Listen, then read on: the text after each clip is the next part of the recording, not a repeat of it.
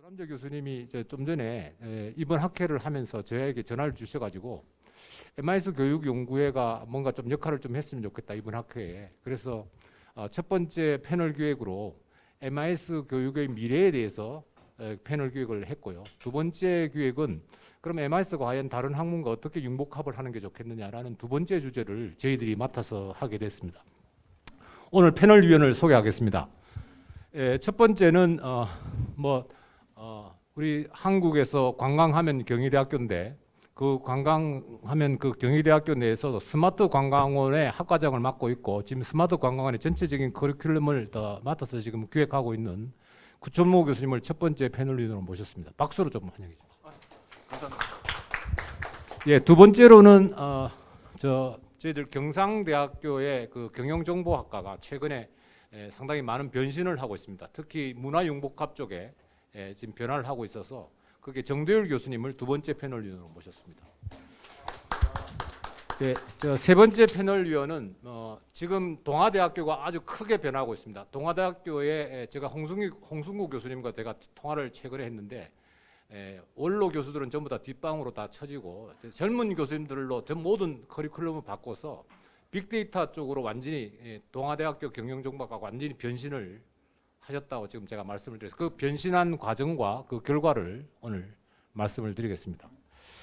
그리고 이제 그래서 홍승구 교수님은 그리고 저희가 오늘 이 패널 위원 중에 굉장히 대단하신 분들이 많은 게 저희 잘 아시겠지만 SSK 사업의 4단계에 들어가신 우리 경영정보학과에 두 분이 계신데 그 두 분이 다 여기 지금 패널 위원으로 계십니다. 구천모 교수님과 우리 홍승구 교수님이 SSK 사업 4단계 지금 접근하셨고요. 그리고 또 이제 오늘의 그 패널 위원 중에서 또 한 분은 한양대학교의 차경진 교수님을 소개해드리겠습니다. 차 교수님의 아주 특징은 빅데이터의 그 교과목을 운영을 하시면서 LG전자의 현업 데이터를 받아서 학생들과 실질적으로 수업을 하시면서 가르치는 그런 교수법이 지금 굉장히 중요한 또 오늘의 주제가 될 것 같습니다. 오늘은 제가 원래는 패널 토론으로 모셨는데 토론을 하시는 것보다 발표를 하시는 게 더 좋겠다고 해서 발표와 토론을 같이 병행해 주시기로 했습니다. 감사합니다. 그리고 마지막으로 오창규 교수님은 경남대학교에 계신데 원래 그 오창규 교수님한테는 제가 그 스마트 팩토리 쪽에 융복합 교육과정을 만드셔가지고 지금 5년짜리 사업을 하고 계세요. 그래서 기계공학과가 6개 학과가 모여서 융복합 교육을 하고 계신데 제가 그 발표를 좀 부탁을 드리니까 요즘에 너무너무 바쁘셔가지고 여기 발표하시긴 하지만 토론은 하시겠다고 하셔가지고 제가 오늘 꼭 토론을 이렇게 토론자로 모셨습니다. 경남대학교 경영정보학과의 오창규 교수님 말씀드립니다. 그럼 제가 한 5분 이내에 제가 발제를 하겠습니다.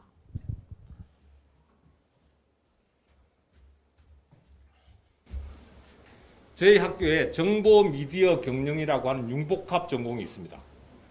동국대학교에 있고요. 이 정보 미디어 경영 융복합 전공은 지금 저희들이 금년에 아마 사라질 것 같습니다. 그래서 오늘 그 원인과 그 대책을 한번 우리 교수님들께 물어보고자 오늘 제가 발제를 하게 됐습니다.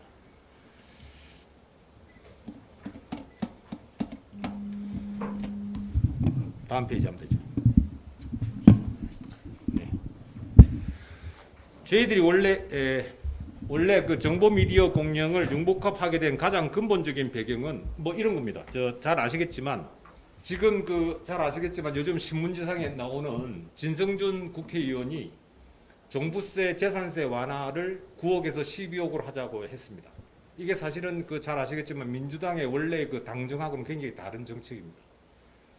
이게 결국 이제 부동산 세제 문제와 연결되고 그래서 지금 현재 국민으로부터 이제 민주당이 떠나는 상당히 중요한 발언이 됐고 사실 이게 정치적인 쟁점이 되고 있습니다. 저희들은 이런 것들이 과연 우리 국민들한테 제대로 알려지고 있을까 이런 것들이 과거에서부터 굉장히 중요했고요. 네. 두 번째는 조국의 시간이라고 해서 이제 여러분 알겠지만 이제 진영 논리가 지금 나오고 있습니다. 조국을 수호할 것이냐 아니면 내로남불 같은 그런 것이 정치적으로 그래서 광화문 광장과 서초동 사거리가 달라지는 그런 것이 있습니다. 또 최근에 아주 재밌는 또 기사를 보면 지금 그 G7 회의를 할 때 영국에 갔죠. 근데 그 신문에는 대한민국의 위상 이렇게 해서 국가 원수를 이제 사진을 찍었는데 문재인 대통령이 가장 중간에 있는 것처럼 이렇게 발표가 됐습니다. 근데 나중에 이게 알려졌는데 이 남아프리카 공화국 대통령을 빼고 사진을 올렸습니다. 아주 우리가 말하는 국가 원수에 대한 이 결례를 했는데요. 이렇게 언론은 우리가 모르는 사이에 우리가 잘 다루지 못하는 것들을 굉장히 왜곡을 시킵니다. 그래서 저희들이 이 정보 미디어를 우리 MIS와 한번 융복합을 해보자. 그래서 저희들이 미디어 경영이라는 걸 만들었습니다. 굉장히 좋은 취지로 출발했는데요. 근데 결과를 좀 알려드릴게요. 저희 전국에 있는 17개 대학을 벤치마킹을 하고 교육과정을 만들었습니다. 그리고 저희 학교 내에 17개의 융복합 전공이 있는데 2012년, 2013년에 만든 융복합 전공이 모집 중지를 당했습니다. 저희들도 지금 모집 중지를 하겠다고 지금 교육부처에서 지금 연락이 왔습니다. 그래서 야, 이건 정말 우리가 경영정보학에서 해야 되는 학문적인 이슈 너무 정치적인 거 말고 그냥 학문적으로라도 해야 되는데, 그래서 저희들이 이제 정보 미디어 경영, 그 다음에 실감 미디어 공학, 스마트 관광, 문화 콘텐츠 기획, 이 스마트 관광 전공을 만들 때 구천모 교수가 저희 학교에서 특강을 했어요. 상당히 그날 와가지고 우리도 밥도 같이 먹고 그랬는데, 저는 이렇게 하면서 뭔가 이렇게 학문적으로 융합이 되는 그런 현상이 있어야 된다고 생각을 했거든요. 근데 제가 결론을 8년 동안의 결과입니다. 지금 한 명이 그 융합 전공 신청을 했습니다. 나머지는 지금 11명, 5명, 21명 이렇게 돼가지고 실제로는 인원수가 많지 않은 거죠. 융복합 전공에 대한 매력도가 점점 떨어지고 있습니다. 단일 전공하기도 쉽지 않은데 왜 하느냐. 두 번째가 뭐냐면 융합 전공을 취득한 졸업자 수입니다. 2012년부터 2020년까지 8년 동안을 운영을 했는데 7명이 지원을 해서 1명만 졸업을 하고 6명이 취득하지 못했습니다. 글로벌 서비스 전공은 3명이 해서 3명이 취득을 못했어요. 실감 미디어 공학은 17명이 취득해서 17명을 졸업을 시켰습니다. 스마트 관광 13명이 신청해서 3명, 문화 콘텐츠 기획은 6명에서 6명, 이렇게 융복합 전공이 생각보다도 쉽게 잘 되지 않는 이유입니다. 그래서 저희들이 취득 비율은 58% 정도 됩니다. 그래서 저희들이 개설 교과목 강의 수를 보니까 저희들이 개설 교과목의 최소한도 이제 학생 수가 이렇게 보시는 것처럼 10명에서 한 20명 정도 굉장히 작게 듣고 있는데 강의 평가 점수 결과가 한 84점 정도 됩니다. 그런데 교무처로부터 우리가 받은 연락은 뭐냐면 2년 동안의 융합 전공의 수가 조금 저조하고 전공 신청한 7명의 졸업생도 중에서 취득 인원도 적고, 그래서 융합 전공을 활성화하기 위한 융합 전공의 자구책을 마련하고 이 전공의 융합 전공의 매력들을 높이면 좋겠다고 해서 저희들이 굉장히 고민을 하고 지금 현재 고민을 하고 있습니다. 그런데 저희들이 생각할 때 저희들이 36학점 체제입니다. 36학점이면 12과목을 들으면 되거든요. 근데 제가 이제 다른 대학을 보니까 나노 디그리로 갈 거냐 아니면 그냥 융합 전공을 유지하면 좋을 거냐 이런 것들은 그래서 학과 교수님들끼리 굉장히 고민을 많이 했습니다. 한데 지금 보시는 것처럼 기초교육과정과 전문교육과정을 콘텐츠, 미디어, 경영이라는 3가지 요소를 놓고 이제 교육과정을 12과목을 만들어서 기존에 있던 교과목과 새로 신설한 교과목을 만들어서 이렇게 했는데 생각보다도 잘 운영이 되지 않고 있습니다. 왜냐하면 미디어와 콘텐츠라는 속성도 좀 다르고, 미디어는 굉장히 이제 크리티시즘이라는 비평을 중심으로 하자면 이런 콘텐츠는 제작을 해야 되고 개발을 해야 되는 문제가 생겨서 굉장히 어려움이 있었습니다. 그리고 특히 여기는 이제 교수 요원을 저희들이 하기 힘든 문제가 있었고요. 미디어는 디지털과 정보와 공학과 커뮤니케이션을 다루지만 콘텐츠는 문화를 다루고 디자인을 다루고 디지털을 다루고 인터넷을 다루기 때문에 좀 다르고요. 그래서 저희들이 이제 이 융복합 전공의 정체성을 확립을 해야겠다. 어떻게 하면 기존 전공 교육과정과 연결시켜서 학생들의 미래를 위해서 뭘 만들어 볼 것인가 고민을 하려고 했습니다. 궁극적으로 뭐냐면 정보경영학 융복합이라고 했었을 때 기존의 전통적인 오프라인 콘텐츠 산업과 정보기술을 기반으로 한 인터넷 중심의 온라인 미디어 새로운 콘텐츠를 기획하고 개발하고 서비스하는 데 필요한 기술과 지식을 가진 인력을 양성하자 라고 해서 정보 미디어 경영의 융복합 전공을 앞으로 어떻게 갈 것인가. 그래서 저희들은 3가지 방향을 잡았습니다. 콘텐츠 기획과 개발과 필요한 요소를 교육하겠다. 그리고 두 번째로는 웹 중심의 미디어 제작과 서비스를 위한 필수 요소를 교육하겠다. 세 번째는 콘텐츠의 사업 모델과 최종 소비자의 관점에서 소비자 모델을 이해하겠다. 이렇게 세 가지 모델을 잡고 저희들이 나름대로 굉장히 구심점을 찾고자 노력을 하고 있습니다. 간단하게 제가 보고를 드리고 발제한 내용은 이렇습니다. 결국 우리가 MIS라는 학문이 굉장히 융복합에 정말 필요한 학문이라고 하지만 현실에서는 정말 쉽지 않은 길을 가고 있는 것이고 이렇게 가기 위해서는 굉장히 많은 노력이 필요하다는 겁니다. 그래서 저희는 오늘 이런 융복합에 대해서 굉장히 많은 노력을 하고 계신 교수님들을 모셔서 오늘 우리가 MIS와 융복합이라는 주제를 가지고 앞으로 우리가 융복합의 현황은 어떻고 미래는 어떤지 각각의 대학에서 들어보고 마지막으로 이제 차경진 교수님 좀 특별하게 그러면 이런 빅데이터 하는 데 있어서 수업, 교수법과 학습법을 어떻게 하고 계시는지 이런 걸 좀 추가적으로 해서 저희들이 오늘 듣는 시간으로 하겠습니다. 먼저 첫 번째 발표자는 구철모 교수님이 되겠습니다. 박수. 안녕하세요. 저는 경희대학교 호텔관광대학 구철모 교수입니다. 좋은 자리를 마련해 주셔서 감사드립니다. 시작하기 앞서 제가 이제 저널 오브 스마트 투어리즘이라고 국제 저널을 3월호에 창간을 했습니다. 현재 그래서 국제 저널로 이제 첫 창간호를 시작하게 됐고요. 목표는 뭐 사이언스나 네이처급으로 올리는 게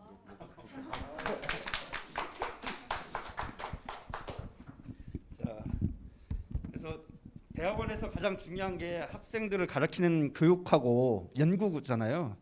근데 연구에서는 또 가장 중요한 게 저널이거든요. 근데 아시다시피 우리 우리 학회에 앱지스라는 저널이 있는데 저도 그거를 이재남 교수님 그 전에 이호근 교수님 때부터 같이 일을 했고 스페셜 이슈도 만들고 막 이랬었는데 지난한 과정입니다. 그래서 제가 그걸 너무나 잘 알고 있고 그럼에도 불구하고 앱지스도 아직 스코포스를 벗어나지 못하고 이제 조금씩 발전하고 있지만 관광 쪽에서도 돈을 들여갖고 하고 있는데 잘 안 됩니다. 안 되는 이유는 뭐 가장 중요한 게 오너십이 없고 그 오너십이 없기 때문에 가장 큰 문제고 우리가 이제 갖고 있는 영어의 문제죠. 언어의 문제. 자, 오늘 융복합 교육 프로그램의 사례에 대해서 잠깐 말씀드리도록 하겠습니다. 이게 컴퓨터가 작동이 이게 21세기에 내려가질 않네요. 슬라이드 쇼. 진행하시는 선생님 누구 좀 도와주시면 좋겠습니다. 선생님 탓은 아닌 거고 이게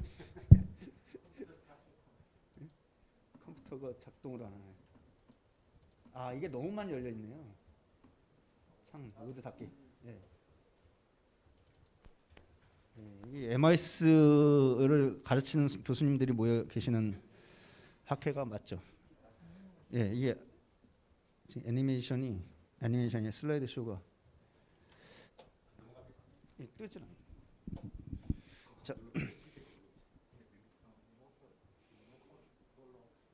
하여튼 뭐 그렇게 해서 제가 그러면 말씀 계속 하도록 하겠습니다. 저는 그래서 스마트 관광 원래 제가 이제 전공은 MIS를 아주대학교 경영정보학과에서 했고요. 그다음에 이제 서강대에서 경영학에서 MIS를 박사를 받고 미국의 그 MISRC 유네스타에 가서 포닥을 했고 그 포닥을 하고 이제 미국에서 잡을 잡아서 2년 패컬티로 일을 하고 이제 한국으로 들어오게 됐습니다. 그래서 조선대에 4년 MIS 교수를 하다가 관광 쪽에서도 IT가 굉장히 필요하고 MIS 교육이 필요한 타에 이제 제가 2012년부터 경희대학교 호텔관광대학에 근무를 하게 됐고요.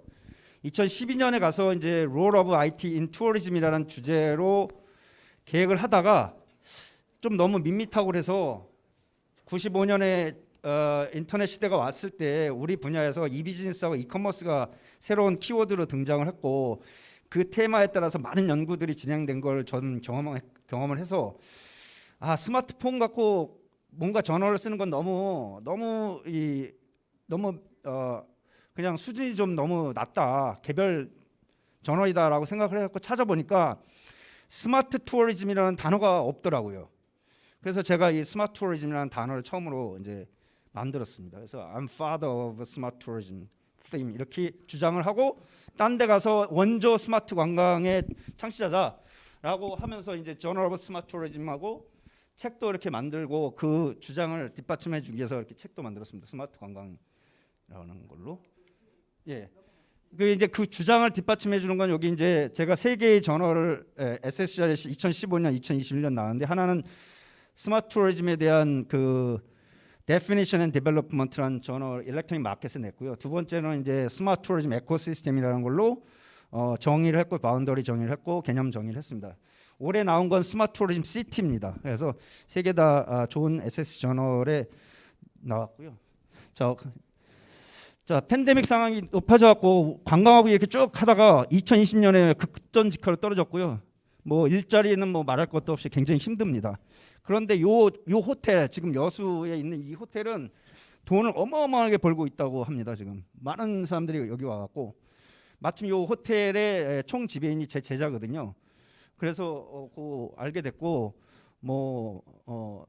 지금 그러면 이게 저희 쪽에 보게 되면 세계화가 1.0 시대가 2000년대는 정부가 주도하는 세계화였고 2010년쯤부터는 기업에 의한 세계화가 진행됐고 지금 세계화 3.0이라고 저는 주장을 하는데 개인이 주도하는 세계화라는 거죠. 개인이 주도하는 세계화는 가장 중요한 게 트래블러라고 저는 말하고 싶은 거죠. 엔드 유저인 동시에 트래블러가 개인이 주도하는 세계화다라고 주장을 하고요. 이런 주장에 이제 인간하고 기술의 발전이 세계화를 이제 선도하고 있고 기술과 인간의 인터페이스를 접점을 연구하는 게 결국은 스마트 투어리즘이다라고 저는 개념을 잡고 있습니다. 그런데 1980년에 나온 그 PC 시대의 책인 그 하이테크 하이터치의 그 책이 있습니다. 그 책이 가장 지금 다시 보면 중요한 책인데 기술과 진보를 나타내는 하이테크고 인간의 접점은 하이터치거든요. 인간과 종교 예술을 나타내주는. 그래서 하이테크 하이터치의 이런 시대가 다시 왔다라고 생각이 되고요. 그래서 스마트 기술과 사람은 결국은 굉장히 좀 필요한데 이런 그 어떤 레셔널레를 가지고 저희가 이제 과를 만들었습니다. 과를 만들었는데 스마트 관광이라는 거에다가 원자를 하나 더 붙여왔고요. 좀 큰 개념으로 만들었고 저희 대학은 지금 2020년에 경희대학교는 전 세계 QS 랭킹이 35위입니다. 높습니다. 이 분야별에서. 교수님들 이미 탑티어 저널도 보면 60% 이상 분들이 다 탑티어 저널을 쓰고 있어요.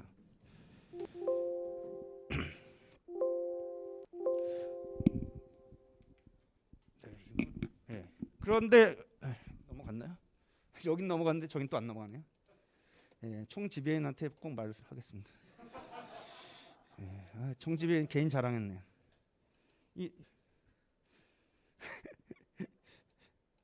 오 마이 갓.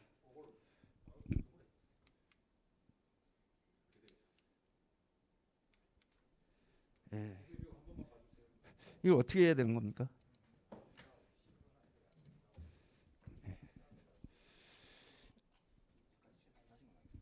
거기 뭐 해야지. 거기. 이 80년대 PC도 아닌데 왜 그러죠? 파워포인트가 80년대 거라는데.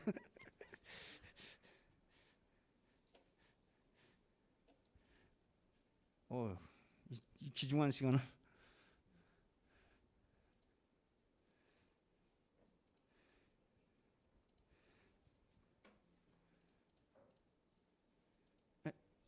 두 번째 거.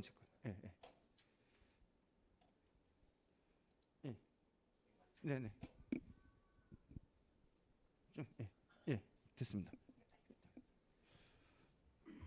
그래서 이례적으로 스마트 투어, 그러니까 스마트 관광과를 만든 게 아니라 스마트 관광원을 만들었고요. 야, 제가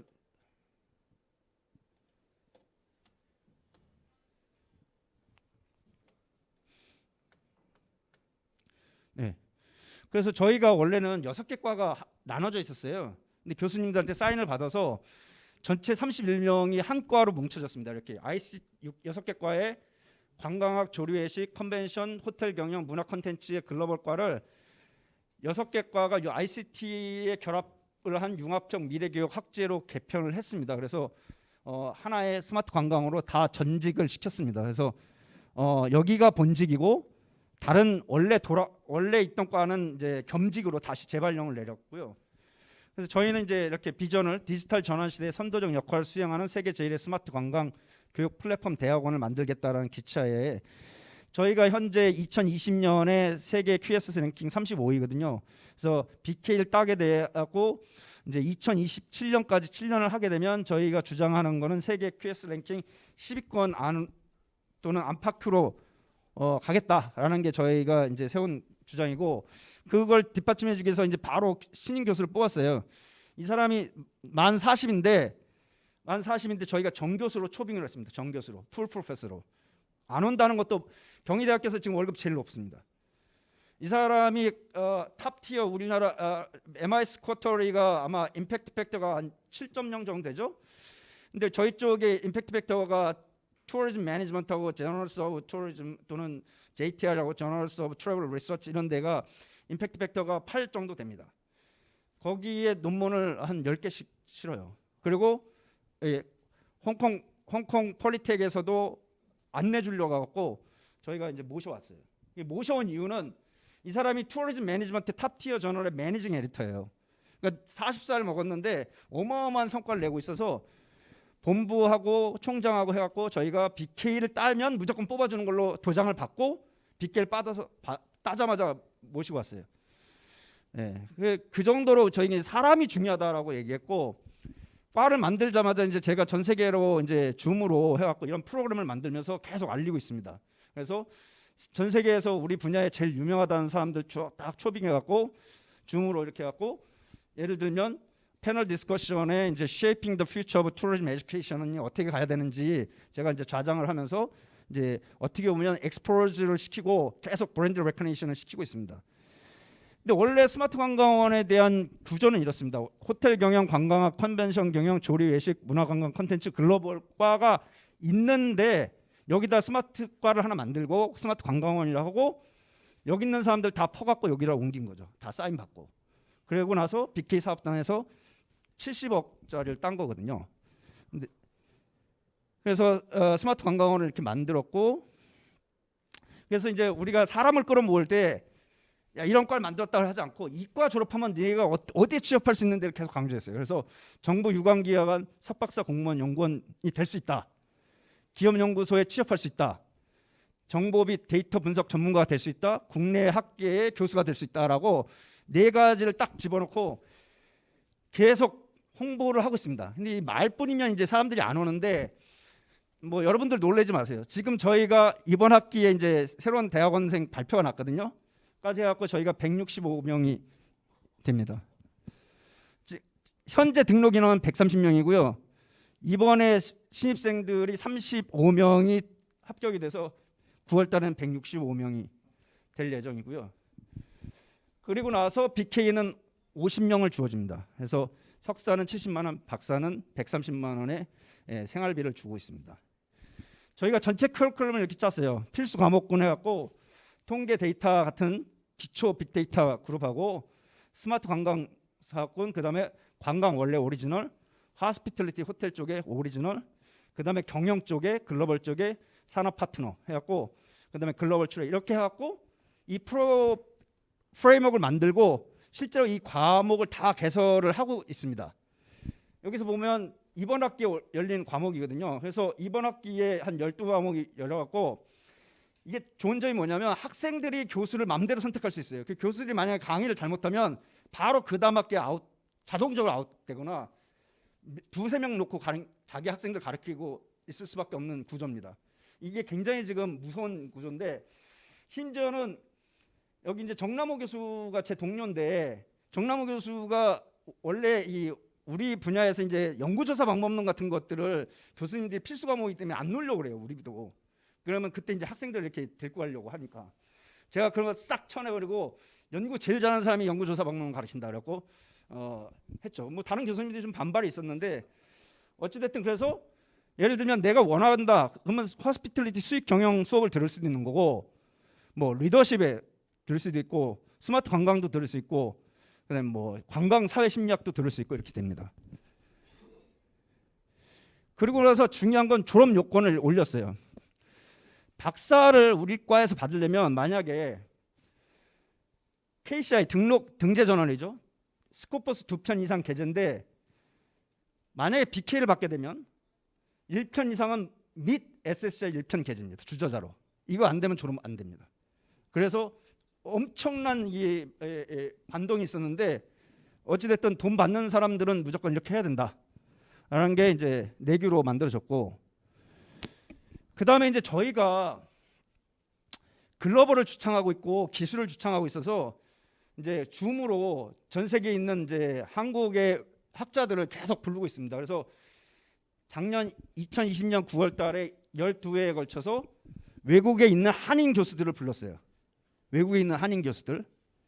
그 다음에 겨울방학 때는 실무 세미나로 실무에 있는 사람들 쭉 불러서 강의를 했고, 그래서 실무 세미나로 에어비앤비, SK텔레콤 이런 전문가들 쭉 불러갖고 계속 줌으로 매주 금요일 날 2시간씩 하고 있습니다. 예. 여기는 이제 글로벌 세미나입니다. 글로벌로도 계속 세미나를 하고 있고요. 여기는 석박사 멘토링을 해갖고 갓 졸업한 박사들이 애들 논문 쓰는 법을 갖다 가르쳐 주는 걸로 했고, 그다음에 비교과 과정으로 스마트 관광 파이썬 교육 프로그램을 돌렸어요. 25명을 교육을 시켰고, 이번에 여름방학 때는 2달에 걸쳐서 AR을 직접 개발하는 프로그램을 지금 기획해서 학생 모집하고 있습니다. 그래서 실제로 AR을 구현을 해서 취업할 수 있도록 하고 있고요. 저희는 한 행동마다 전부 다 유튜브 채널을 만들어서 공개하고 있습니다. 그래서 페이스북하고 유튜브 채널에 계속 데이터 올라가고 있고, 그래서 이제 말씀드리고 싶은 거는 이런 거죠. SSCI 저널 2022년 3월 1일부터는 JCR 기준 하스피털리티 리저 스포츠 투어리즘 분야의 저널만 인정한다. 이것도 굉장한 건데 요 저널만 인정하는 거예요. 다른 데 저널 내면 인정이 안 됩니다. 이래야지 QS 랭킹이 올라가거든요. 그래서 또 한 가지는 중요한 건 최소 한 편은 주저자야 하는데 및 SSCI라는 거죠. 이게 엔드는 거죠. 오화가 아니라. 자, 코로나19에 이제 관광이 복구될 거다라는 건 이제 여러 유명한 페이퍼에서 나오고 있습니다. 워싱턴 포스트에서도 관광이 복구될 거다, 보복 관광이 현실화될 거다 하면서 저희가 많은 것들을 준비하고 있습니다. 자, 여기까지 우리 스마트 관광원에 대한 현재 진행하는 걸 갖다 말씀드렸습니다. 앞으로 할 걸 말씀드린 게 아니라 현재 진행하고 있다는 걸 말씀드린 거고요. 감사합니다. 네. 예, 박수로만. 예. 예, 감사합니다. 굉장히 많은 내용인데 그걸 줄여서 짧은 시간에 해주셔서 감사드리고요. 저희들이 앞에 그 세션에 조금 늦게 맞춰서 저희들이 시간이 지금 45분 정도밖에 안 남아서 원래 15분 발표를 하시기로 했는데 10분 발표로 좀 줄여서 저희들이 좀 진행을 하겠습니다. 두 번째 정대율 교수님께서 경상대학교 경영정보학과의 교육과정 개편 사례를 말씀을 드리겠습니다.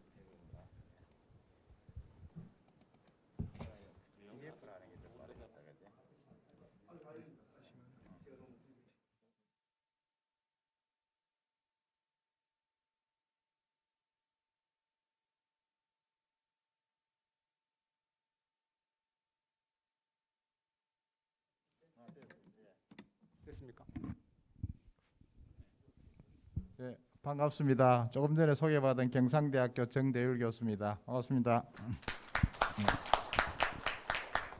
우리 구철모 교수님 상당히 여태까지 같이 오랫동안 옆에 지켜보면서 또 정말로 열심히 하시고 그 성과가 이제서야 이제 잘 나타나는 것 같습니다. 특히 BK 사업이 되면서부터 상당히 더 탄력을 받고 보다도 이제 뭔가 제가 항상 보면은 제일 그래도 롤 모델인 것 같습니다. 제가 열심히 따라가야 될 롤 모델이고 또 앞으로도 상당히 좋은 성과가 있을 것으로 생각됩니다. 아마 소개 그 이외에도 우리 구철모 교수님 우리 정부에서 추진하는 뭐 스마트 관광 각 지자체별로 그 시범 사업을 또 하는데 제가 구철모 교수님 아이디어를 얻어가지고 우리 진주시도 내가 프로포즈를 하나 써줬습니다. 그 이후에 뭐 여러 군데 스마트 관광 프로포즈를 써달라는데 난 잘 모른다. 그래서 이제 하나만 써주고 끝을 냈습니다. 사실은 부끄럽게도. 예. 사실 MIS 하시는 분들이 여러 가지 다재다능하고 또 학교에 뭐 여러 가지 일들 또 이제 기획이나 다른 그런 인력 양성, 뭐 산학 협력 여러 가지 일들을 상당히 많이 하고 있고 또 여기 계신 분들 대부분 다 학교에 또 오랫동안 보직을 많이 하시고 하다 보니까 아마 가장 우리가 봐도 가장 쓸모 있는 학과인데 그죠? 예. 그런데 이제 또 실질적으로 현실에서는 우리 학생들은 상당히 이 방향을 못 잡고 또 그 컴퓨터공학과나 컴퓨터과학과에도 많이 치이고 바깥에 나가면 또 실제로 잡을 넣는 데 있어서는 우리 학생들이 길을 못 찾다 보니까 주로 그냥 경영학과 학생들하고 특별히 차별화되지 못한 상태에서 잡을 넣고 오히려 경영학과 학생들은 좀 더 대기업이나 이런 걸 좀 더 처음부터 목표로 해서 추진하고 있는데 경영정보학과 학생들은 우리 과 학생들도 보면 조금 생각이 그런 것까지도 좀 못 미치는 것 같고 그런다고 해서 그러면 좀 IT 괜찮은 그 기업들에 가라 하면은 거기는 또 자신이 없어서 못 가고 하여튼 조금 그 중간에 어중간한 상태에 있는 것 같습니다. 저희 대학 학생들도 역시 뭐 전혀 다르지 않다고 봐집니다. 그래서 사실은 뭐 MIS 자체가 우리가 따로 뭐 더 얘기할 필요는 없죠. 사실은 기본적으로 뭐 융복합 교육을 하고 있고 그래서 이제 저희 대학 같은 경우는 이거는 제가 이제 인재개발 원장 할 때 그 우리 학교 전체 학생들의 또 역량을 좀 더 체계적으로 좀 관리하기 우리 처음에 우리 학과에서 이제 시도를 했는데 좀 더 우리 학교 전 학생들에 대해서 비교과 프로그램에 대해서 뭐 그 보통 한 2시간짜리부터 시작해서 뭐 1박 2일 하는 모든 프로그램에 대해서 학교에 이제 시스템에 등록을 하고 그걸 통해서 학생들의 역량을 6개 역량으로 나누어서 자신의 어떤 역량을 진단할 수 있도록 합니다. 그래서 지금은 이제 의무화돼 가지고 모든 학생들이 기본적으로 이제 비교과 프로그램에 대해서는 이름 시스템도 제가 이제 공모를 해가지고 어떤 학생들이 낸 제안에 대해서 이제 이름 시스템으로 뭐 이룬다는 이런 뜻도 있고 해서 했는데 지금은 이제 하면 저희들이 이제 비교과 활동 증명서를 사실은 발급을 해주고 있습니다. 그래서 지금은 이제 작년부터 거의 전공 교과에 대해서도 모두 다 역량 모델을 만들어서 하나의 그 본인이 졸업할 때 들어가 보면 이제 본인이 어떤 역량이 좋은가를 판단할 수 있게끔 그런 시스템을 한번 만들어봤습니다. 뭐 저희 학과의 기본적인 것은 다른 학과하고 큰 차이는 없습니다. 그래서 이제 저희 그 경영정보학과 저희 경상대학교 같은 경우 처음부터 이제 95년도에 생겼는데 저는 98년도에 갔습니다. 그때 가가지고 제가 이제 아마 아직도 우리 학과의 그 커리큘럼이 많이 바뀌지는 않았는데 옛날에 IS 97 모델을 기반으로 해서 만들었는데 아마 아직 그 제가 그때 그 연구재단의 그 뭡니까 연구비를 받아서 IS 97 모델을 가지고 저희 학과 교육 과정을 만들었는데 아직도 한 80%는 그 교육 과정을 그대로 따르고 있고 또 최근에 오신 젊은 교수님들에게 가능하면은 자기가 그래도 한 2과목 이상은 새로 한번 개발해서 기존에 있는 과목을 대체하도록 그렇게 좀 요구를 하고 있습니다. 그래서 최근에 저희 학과에 3분이 오셨는데 그 3분이 다 공교롭게도 빅데이터 쪽으로 상당히 많이 하시고 해가지고 대부분 요즘 새로 오시는 교수님들은 다 빅데이터 하십니다. 그래서 이제 그쪽으로 좀 과목을 많이 보강을 했습니다. 그래서 이제 그 저희들이 이제 그 아까 비교과 외에도 모든 전공 교과에 대해서도 이와 같이 이제 6개 역량으로 나누고 이 역량에 대해서 하나의 가중치를 두고 이 교과목 전공 교과목을 듣거나 비교과 활동을 하거나 모든 것에 대해서 하나 역량 모델을 만들었습니다. 이건 상당히 실험적으로 한번 만들어봤는데 실질적으로 지금 현재 전 그 우리 학교 모든 전공 교과목에 대해서도 이렇게 이제 역량 모델을 만들었습니다. 만들었는데 사실은 좀 아직까지 영성하지만은 아마 이렇게 함으로써 학생들이 자기가 3학년, 4학년 올라갈수록 자기가 어떤 역량이 그 우수한가를 이렇게 한번 분석해 볼 수 있는 그런 간단하게 그래프 형태로 6개 역량으로 그래프 형태로 나타납니다. 아마 이게 제가 그 2015년, 16년에 이제 인재개발에 있을 때 뭐 그때 전북대학에서 처음에 이제 시도를 했다가 상당히 조금 크게 전진을 못했고 저는 여기에 상당한 피를 받아서 어쨌든 상당히 그걸 시스템화하고 시스템화 해가지고 지금 그때는 이제 비교과, 지금은 이제 전공교과까지 다 추진을 하고 있습니다. 저희 과에 개설되는 과목은 멀리서 잘 보이지는 않겠지만 다른 학과하고 뭐 큰 차이는 없습니다.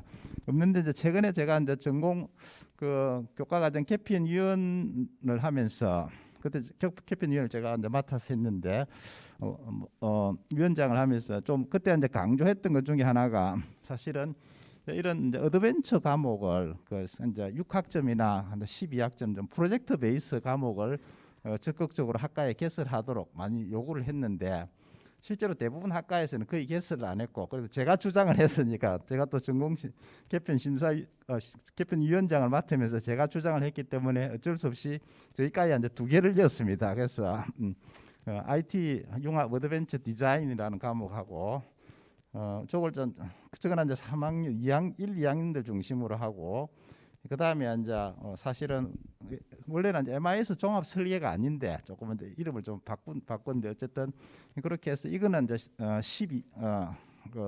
9학점짜리고 어드벤처는 6학점짜리를 해서 프로젝트 중심 수업을 좀 강화하려고 했는데, 뭐 불행하게도 아까 우리 문태수 회장님도 마찬가지지만은 학생들이 수강한 학생이 아무도 없습니다. 그래서 이제 9학점에 그건 이제 실수가 2배로 더블로 되다 보니까 요즘 학생들은 실수가 2배로 되면 아예 안 듣더라고 보니까, 그래서 듣는 학생이 없는데 지금도 이제 그래도 10명이 돼야 이제 개설이 되기 때문에 그래서 이제 다시 지난 학기부터는 이제 학점을 다시 낮춰서 그러면 6학점에 6시간 그리고 9학점에 9시간 이렇게 바꿨는데도 아직까지 학생들이 도전을 하는 학생이 없습니다. 그래서 어쨌든 뭐 나머지 다른 과목들은 상당히 잘 진행되고 있고, 그래서 최근에 이제 빅데이터나 주로 이제 이런 쪽의 과목을 많이 보강을 했습니다. 저희 학교에다만 한 분이 좀 뉴미디어 경영 이쪽으로 해가 아까 그쪽 과목을 한 서너 과목을 개설하셨는데 이건 상당히 인기가 좋더라고 보니까요,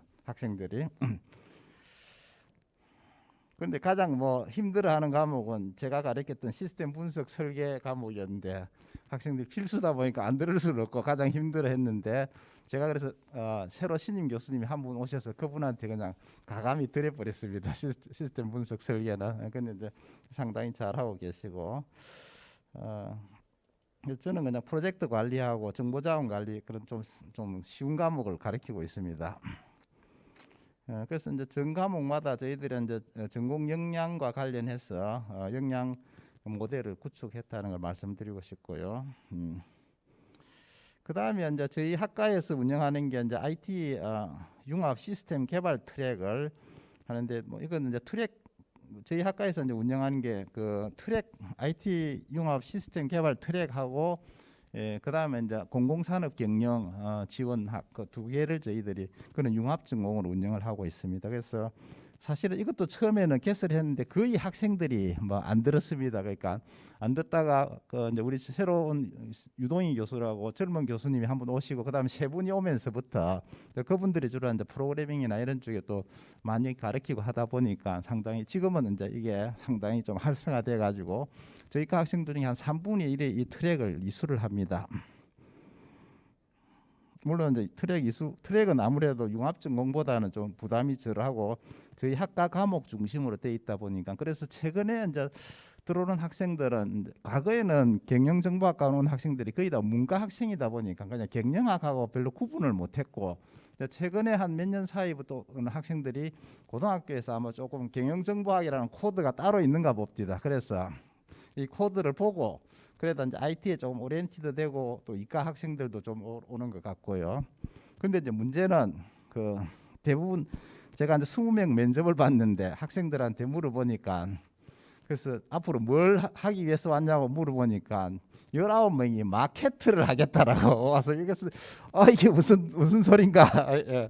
딱 한 명만 앉아 경영정보학에 대해서 우리 커리큘럼을 잘 이해하고 지원을 했고, 나머지는 그래서 마케터, 빅데이터 분석사, 뭐 그래 어떤 빅데이터 분석을 할 거냐니까 뭐 스포츠 마케팅에 무슨 빅데이터 분석을 하겠다, 그런 학생이 거의 대부분이더라고. 그래서 그래서 왜 마케터라고 다 우리가 아마 전자상거래하고 이쪽이 아마 마케팅에 빅데이터 분석 뭐 이런 걸 좀 먼저 생각하고 있는 것 같아요. 그런데 아마 그게 고등학교 선생님들이 아예 코드가 그렇게 돼가 있는가 봅니다. 직업군 안에 이제 마케터라는 직업군이 있어가지고 그게 대학에서 경영정보학과는 마케터다 이렇게 다 아마 이렇게 고등학교 선생님들이 누군가가 그렇게 가이드를 했겠죠 사실은.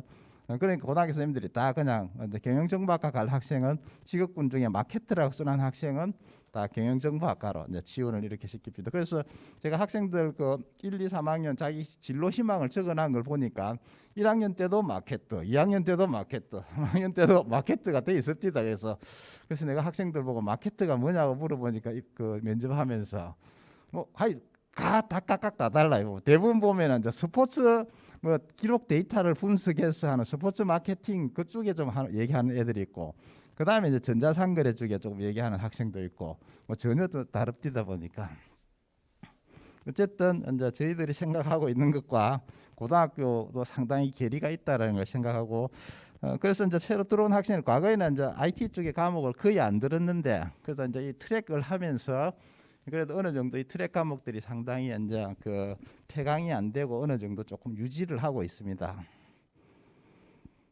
그다음은 이제 그 아까 융합 전공이 잘 안 되는데 저희 대학도 마찬가지입니다. 융합 전공은 이제 복수 전공은 해야 되니까 상당히 어렵습니다. 그래서 아마 그 저희 대학에 융합 전공을 상당히 많이 열었는데, 저희 이제 문화융복합 대학원 하면서 또 학부도 문화융복합 융합 전공도 열어놨거든요. 그런데 거기는 학생이 뭐 많아봐야 한 대여섯 명 정도밖에 없고, 그럼 가장 잘 되는 거는 뭐냐? 바로 학생들이 공공기관 취업을 목적으로 지역인재 그 할당제 있지 않습니까? 30% 할당을 목표로 해서 이제 지역 선도대학 육성 사업이라는 게 있는데, 그게 이제 교육부에서 주관하는 사업인데, 이걸 하기 위해서 이제 저희들이 학과를 이제 개설을 했거든요. 그래서 저쪽에 있는 산업경영 지원 융합 전공, 공공산업경영, 내가 이 전체 그 육성 사업 프로포즈를 이제 제가 쓰면서 공공산업경영 전공이라고 내가 분명히 해놨는데, 우리 기획처장이 행정학과 교수거든요. 양반이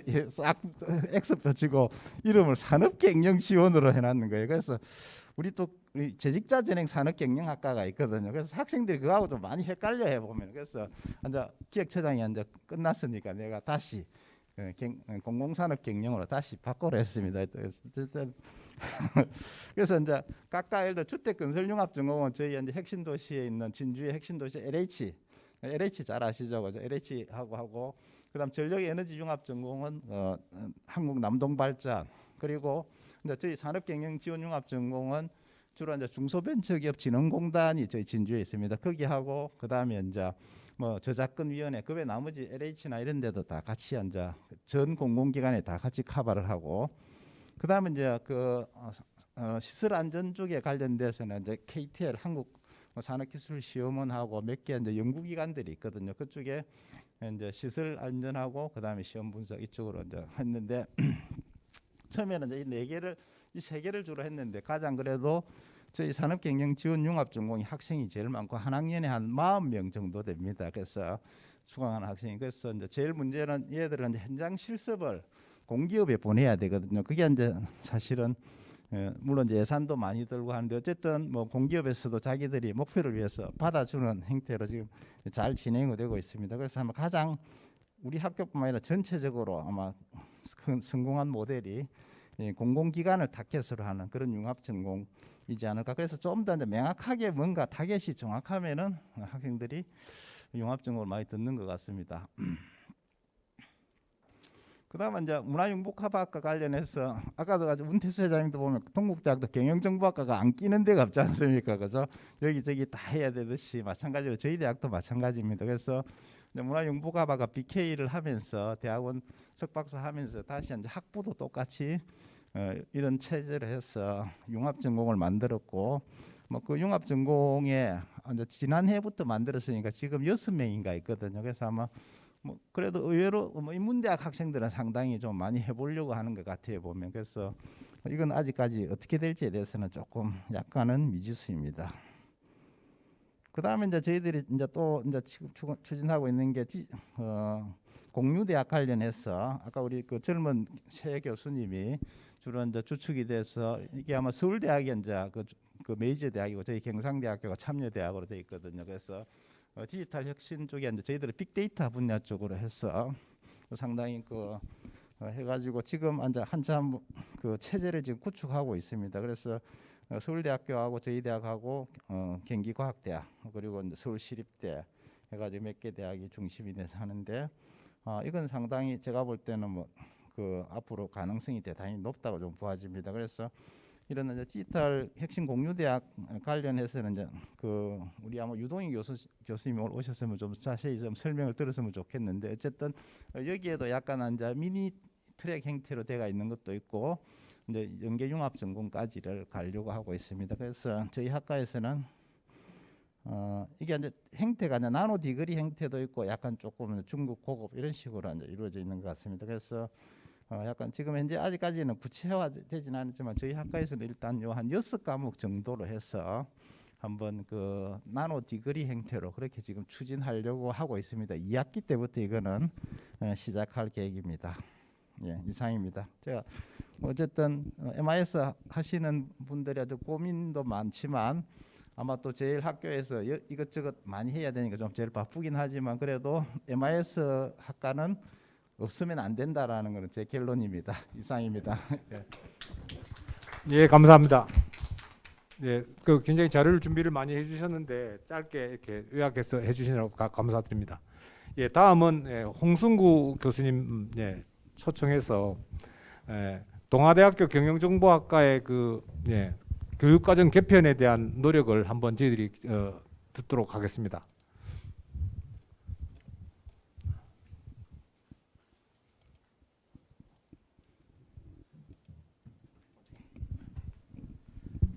예, 반갑습니다. 오늘은 저희가 이제 작년부터 신입생을 대상으로 해가지고 경영 정보에서 이 빅데이터 분석 쪽으로 커리큘럼을 대폭 개편을 했습니다. 그래서 아직 이제 진행 중인 거라서 결과는 더 두고 봐야 될 것 같고요. 올해 이제 2학년이 빅데이터 관련된 교과목을 이제 서서히 듣기 시작하고 있습니다. 그래서 저희도 지금 결과가 어떻게 나올지에 대해서 상당히 좀 지켜보는 입장이니까요. 그렇게 참고를 해주시고 들으시면 고맙겠습니다. 우리 학과는 이제 85년도에 그 비수도권 최초로 경영정보학과를 신설을 했습니다. 그 역사가 굉장히 크고요. 2006년부터 이제 BK 21을 꾸준히 해오고 있습니다. 작년에도 또 선정이 돼가지고 BK 활동을 하고 있는데요. 현재 그 전임 교원이 9명이 있고 학부 학생이 매년 한 120명 들어옵니다. 정원이 110명인데 정원외로 한 10명 정도 들어오고 그리고 이제 대학 원생이 우리가 그 작년부터 이상하게 많이 들어옵니다. 그래서 현재 16명의 그 풀타임으로 석박사 과정에 이제 들어와 있는데요. 작년에 선정될 때만 해도 학생 수가 많지 않아 가지고 BK 금액이 크지 않았습니다. 근데 이렇게 많이 늘어나다 보니까 지금 BK 자금의 한 90%를 이제 인건비로 쓸 정도로 돼 있고 외국인 학생들한테는 지금 BK를 수혜 대상에서 제외를 시키는 입장이고요. 앞으로 계속 또 지금 들어오려고 하는 학생들이 많기 때문에 아마 내부 경쟁을 거쳐서 BK의 수혜를 해줘야 될 것 같은 그런 감을 느끼고 있습니다. 제가 커리큘럼을 개편하면서 좀 운이 좀 따랐던 것이 한 과거 2년 동안에 4분의 신임 교수님을 좀 모실 수 있는 기회가 주어졌습니다. 그래서 여기 보시는 바와 같이 그 5분 정도가 빅데이터와 인공지능을 강의가 가능하고 저 위에 있는 박병건 교수님 같은 경우는 데이터베이스이기 때문에 기본적으로 한 6명 정도가 지금 이 교육을 맡을 수 있는 역량을 갖추고 있다고 보면 되겠습니다. 저희가 좀 특이한 걸 한번 좀 말씀을 드리고 싶은데요.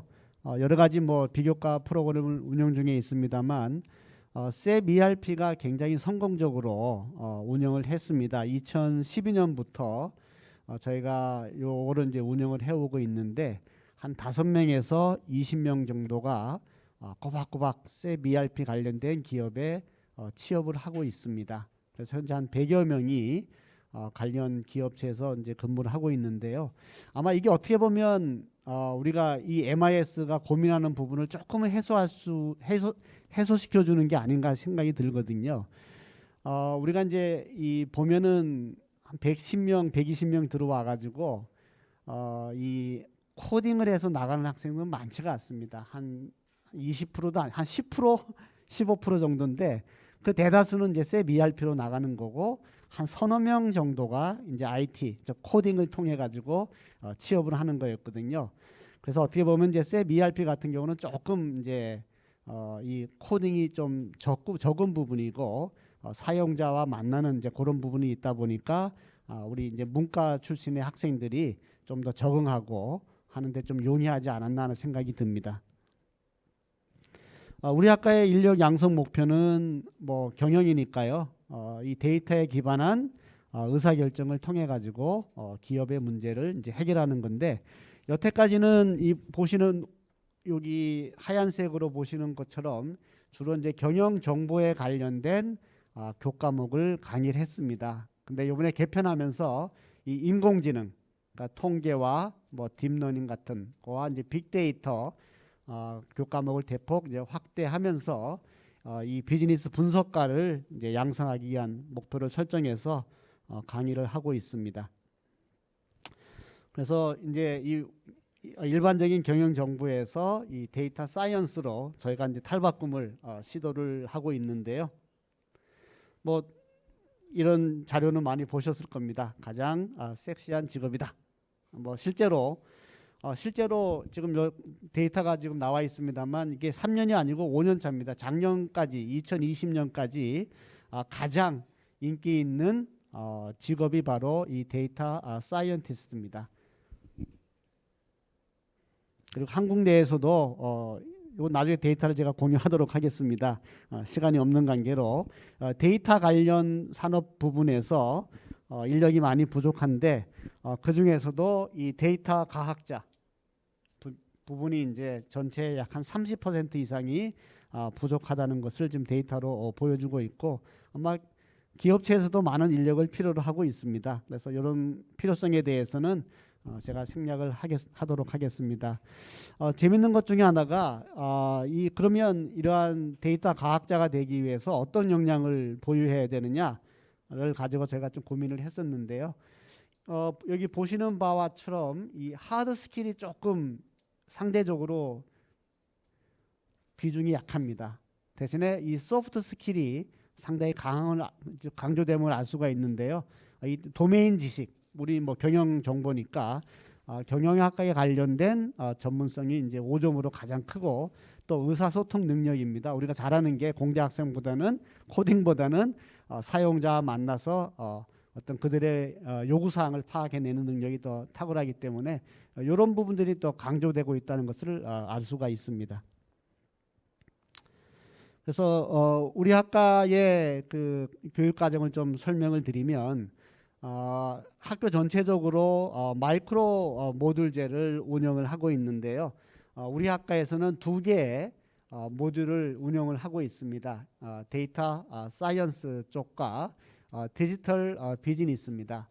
그래서 이 데이터 사이언스는 말 그대로 이제 이 빅데이터 분석을 할 수 있는 인력을 양성하기 위해서 우리가 개편을 한 거고요. 또 문과 출신이다 보니까 입학하는 많은 학생들이 뭐 은행권이라 금융권이라든지 뭐 공공기관이라든지 이런 기업들, 공기업들, 뭐 공무원 시험 하겠다는 학생들이 제법 있습니다. 그래서 그들 학생들을 위해서 경영학과 약간의 IT 기술을 접목한 디지털 비즈니스 모듈 두 개를 운영 중에 있습니다. 그래서 여기 이제 교과목이 좀 표시가 되어 있는데요.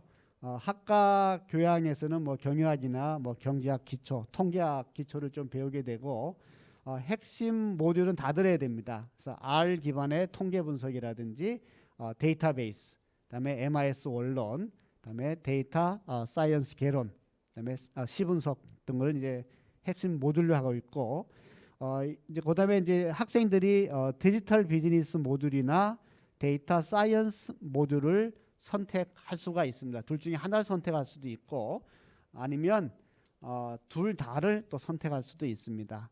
그래서 좀 이게 모듈제가 되면서 학생들이 선택의 폭이 좀 더 넓어졌다고 볼 수가 있는 것이, 나는 경영학이 더 하고 싶어 하는 학생이 상당히 많이 솔직히 있지요.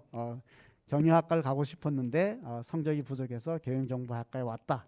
이런 뭐 얘기를 많이 듣게 되는데, 그런 학생 같은 경우는 디지털 비즈니스 모듈을 하나 듣고요.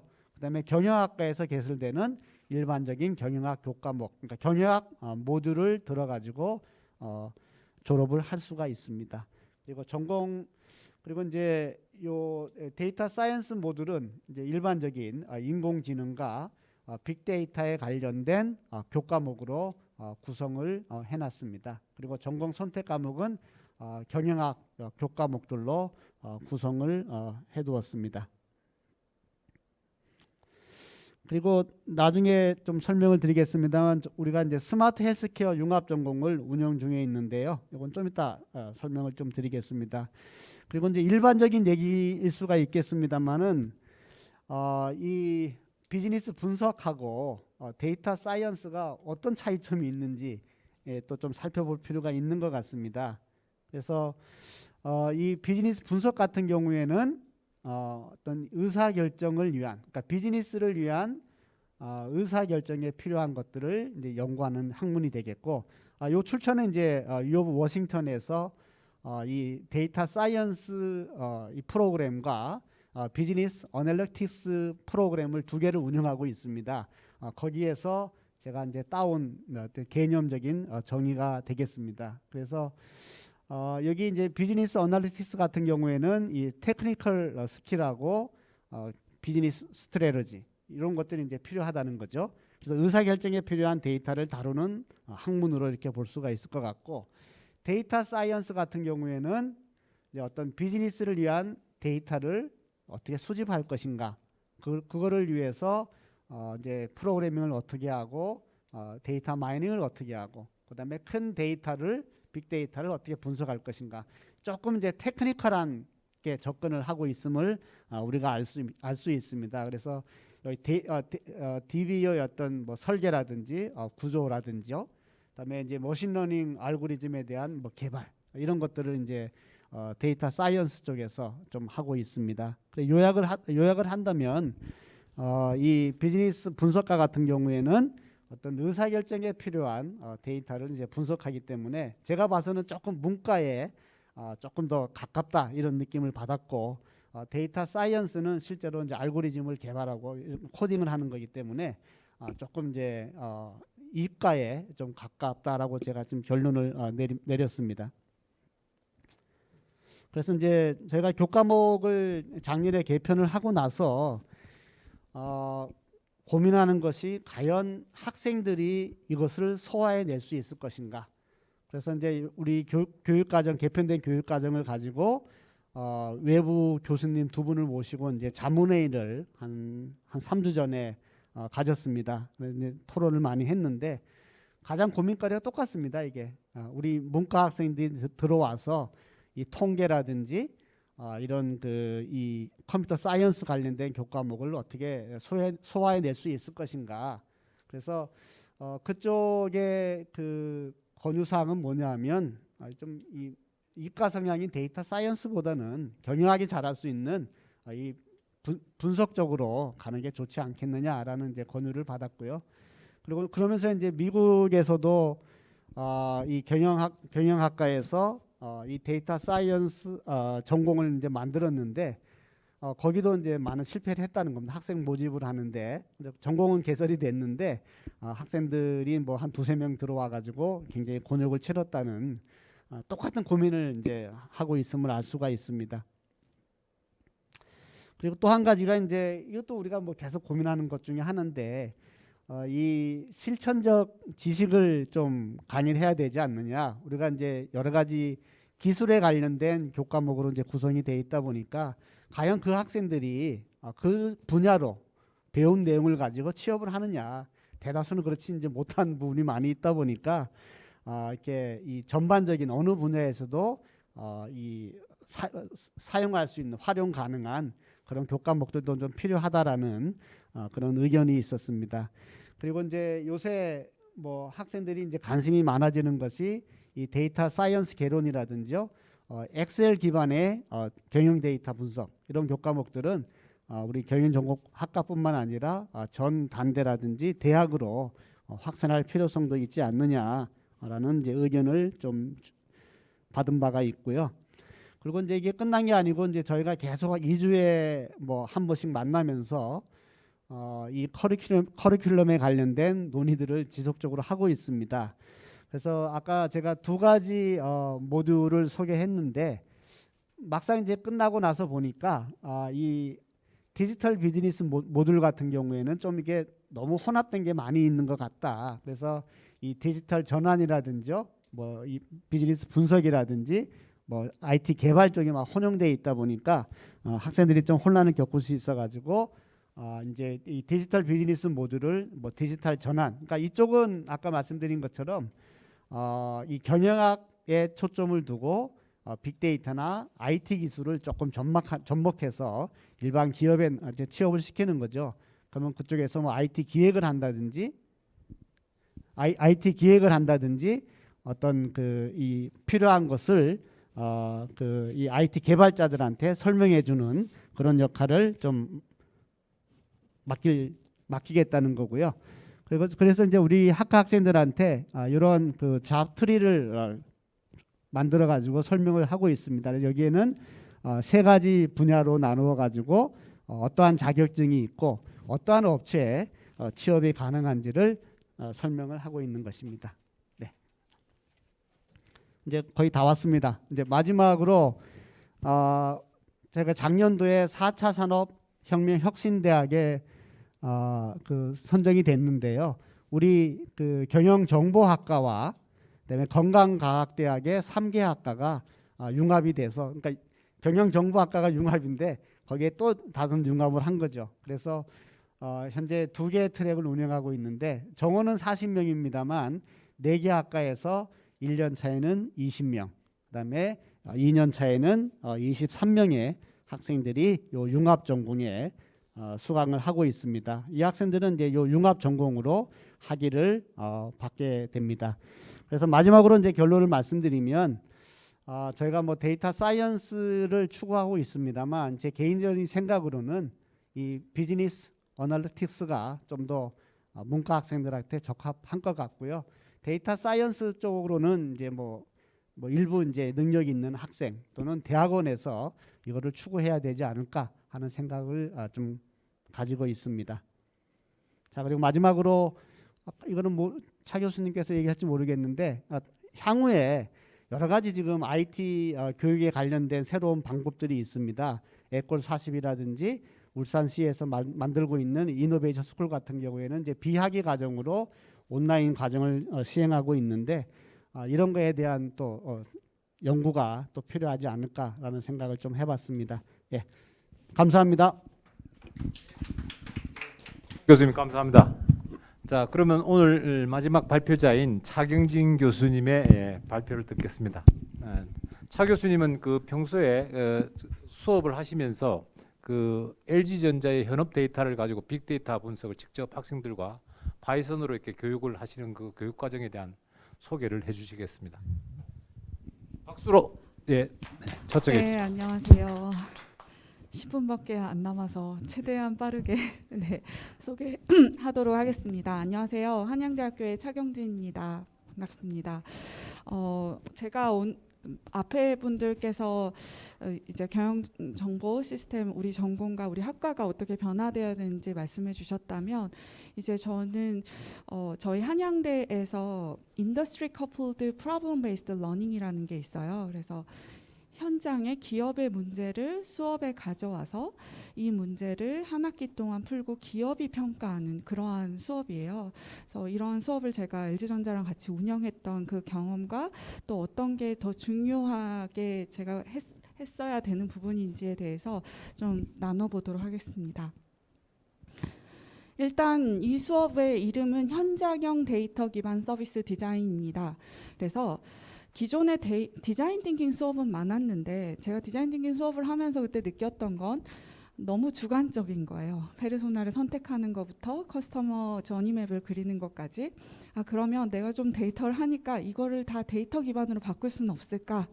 그래서 소셜 리스닝으로 페르소나를 만들 때도 페르소나틱스라고 해서 클러스터링 기법으로 같은 디자이어와 같은 페인 포인트를 가지는 사람들끼리 세그멘팅을 하고 각각의 페르소나별로 페인 포인트를 찾아내고 이러한 텍스트 마이닝 기법을 좀 써서 도입을 해봤습니다. 처음엔 좀 두려웠습니다. 왜냐하면 학생들이 파이썬도 모르는데 이 클러스터링도 하고 텍스트 마이닝은 굉장히 어려운데 이걸 할 수 있을까? 그래서 저의 전략은 학생들을 선발하였습니다. 어떻게 선발을 했냐면요. 이 수업에 필요한 역량은 총 한 4가지 정도였습니다. 첫 번째, 데이터 분석을 좀 할 줄 아는 게 강점인 사람은 지원해. 그럼 데이터 분석을 잘 못해도 괜찮으니까 디자인 띵킹을 해본 경험. 그럼 디자인 띵킹 못해도 괜찮으니까 기획 경험이나 뭐 공모전이든 뭐든 스토리텔링을 잘하는 친구는 들어와도 돼. 이런 식으로 그 방학 동안에 지원서를 받았고요. 실제로 서류 심사와 면접을 통해서 30명을 선발하였습니다. 선발을 할 때는 팀워크가 굉장히 중요하기 때문에 팀의 구성, 그래서 데이터 분석을 잘하는 친구들을 한두 명씩 팀에 넣었고요. 그다음에 디자인 띵킹이나 기획 능력, 스토리텔링 능력 이런 것들을 대부분 했고요. 대부분 다 경영대 학생이기 때문에 사실 데이터 분석을 이미 잘하는 친구들은 딱 한 명씩밖에 없었고요. 그래서 제가 이제 했던 부분은 방학 동안에 코딩을 다 짜서 옆에다가 주석을 다 달아서 코드를 아예 제공을 했습니다. 그래서 내 코드 가지고 돌리면 크롤링 할 수 있어. 그리고 내 코드 가지고 돌리면 클러스터링이 될 거야. 그러면 여기 세그멘팅이 되지. 그럼 그걸 가지고 컨텍스트 만들어서 센티먼트 어널리시스 하면 페인 포인트까지 보여. 이런 시각화 기법까지 전부 다 해서 미리 재료들을 좀 준비를 해서 학생들이 할 수 있게끔 도와줬습니다. 왜냐하면 제가 생각했을 때 우리 경영대 학생들이 알아야 되는 거는 클러스터링의 퍼플렉시티나 코헤런스나 뭐 이런 것들에 대해서 생각을 하는 것보다는 이 툴을 어떻게 활용해서 아까 우리 앞에 교수님께서 비즈니스 애널리틱스와 데이터 사이언스의 특징을 알려주셨는데요. 저는 경영대에서 데이터 사이언스를 하는 것보다 의사결정에 이 툴을 어떻게 활용해야 되는지 비즈니스 애널리틱스를 가르쳐야 된다고 생각을 했고요. 그래서 그 툴을 활용할 수 있게끔 이제 도와주는 패키지처럼 이렇게 만든 그런 수업이었다고 볼 수 있습니다. 그래서 다 넘어갈게요. 그래서 저희 한양대에는 ICPB의 수업, Industry Coupled Problem Based Learning은 총 4가지가 있습니다. 첫 번째, 제가 한 수업은 머지형이었는데요. 이거는 순전히 기업이 전무님이 오셔가지고 1주차에 문제를 던져주고 갑니다. 우리 회사에 풀고 싶은 문제. LG전자는 저희한테 뭘 던져주고 갔냐면 싱큐앱이 아무도 안 들어와. 싱큐앱에 들어갈 고객 경험을 디자인해줘. 그래서 저희는 서비스 디자인을 하는 거에 대한 문제를 가지고 시작을 했고요. 그래서 제가 커리큘럼 디자인할 때에도 이런 데이터 기반 디자인 띵킹이 가능하게끔 디자인을 했고 실제로 중간 평가 때도 LG가 했고요. 다음 주 월요일에 트윈 빌딩에 갑니다. 그래서 학생들이 이제 그 시상식도 하고 만찬회도 하고 이제 이렇게 수업을 기획을 했고요. 무엇보다도 기업이 첫째 주에 던져주고 그냥 가버리면 좀 학생들이 원하는 방향과 기업이 원하는 방향이 안 맞을 수가 있거든요. 그래서 제가 기업을 설득을 해서 멘토를 붙여줘라. 그래서 각 팀마다 기업의 멘토가 붙었습니다. 그래서 중간중간에 학생들이 궁금할 때마다 이렇게 질문하고 우리가 가는 방향이 맞은지 이런 것들을 확인하는 절차를 거쳤습니다. 그래서 그런 게 머지형입니다. 다른 평가형도 있지만 시간 관계상 다 넘어가도록 하겠습니다. 그래서 그래서 특징은 제가 이제 데이터 기반이기 때문에 학생들한테 코드를 아무리 줘도 못 쓸 수가 있거든요. 그래서 이것을 설명하는 강의는 영상으로 찍었습니다. 왜냐하면 못 따라오기 때문에 되돌아보고 본인들의 오류도 고치고 해야 되는 작업이 필요했기 때문에 저는 이게 기술 교육은 굉장히 효과적이었다고 생각합니다. 실시간으로 왔었을 때 손들어서 안 되는데요, 고쳐주세요 이런 것도 잘 안 되고 그리고 무엇보다도 저희가 조교들을 좀 많이 붙여서 헬프데스크처럼 이렇게 좀 안 되는 부분을 도와줄 수 있는 이제 그러한 조교 비용도 ICPBL 센터에서 이렇게 좀 지원을 해줘가지고요. 그런 것들도 좀 가능했고요. 그래서 멘토링은 우리 대학원생들 멘토 플러스 기업 멘토, 그다음에 영상 강의는 기술 교육 중심이기 때문에 나머지 3시간 동안 실시간 강의도 있었습니다. 그런데 제가 강의를 많이 하진 않습니다. 처음에는 디자인 띵킹이 뭐고 이건 어떻게 해야 되고 기존의 사례는 어떻고 그다음에 뭐 호모사피엔스 시대의 지배의미나 라이프 스타일은 어떻게 바뀌고 그다음에 디자인 띵킹을 좀 잘하신다는 도쿄공대 박 교수님이랑 박재영 교수님도 초청해서 특강도 해주고 학생들한테 인플루언스를 해줄 수 있는 구조나 프레임을 만들어줬지 제가 실시간 3시간 내에 떠드는 건 별로 중요해 보이지 않았고요. 학생들끼리 토론하고 할 때에 제가 이제 팩실리테이터의 역할을 했었습니다. 그리고 무엇보다도 스마트홈을 기획해야 되는데 스마트홈을 모르면 안 되잖아요. 그래서 현장 방문도 많이 했고요. 시그니처 룸도 방문해서 실제 스마트홈을 체험하고 시나리오를 짰습니다.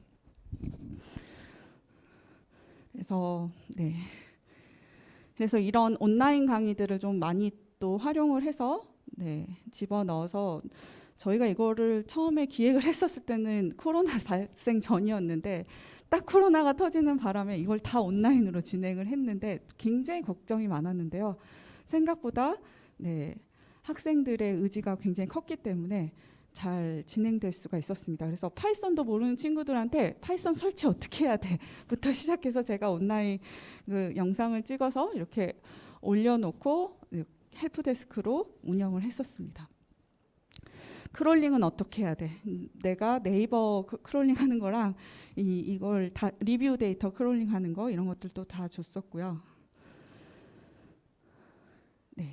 그래서 이거는 현장 방문해서 저희가 실질적으로 스마트홈을 체험하고 같이 아이디어를 공유를 했었습니다. 이거는 이제 팀별 멘토링이고 이건 학생들의 아웃컴인데요. 실제로 토픽 모델링을 통해서 컨텍스트를 뽑아내고 자 이런 필링도 원래 디자인 띵킹에서는 그냥 주관적으로 계산하는데 저희는 센티먼트 어널리시스를 통해서 실제 몇 퍼센트의 사람이 이 컨텍스트에서 불행하다고 느끼고 어떤 사람들이 긍정적으로 느끼는 건지를 알아내게끔 했습니다. 그래서 보시면 이건 클러스터링해서 마이크로 세그들 찾는 거였고요. 그래서 각 세그마다의 센티먼트 계산하는 거 이런 것들이 이제 제가 준 툴로 이제 학생들이 대부분 이런 것들을 좀 많이 그렸고요.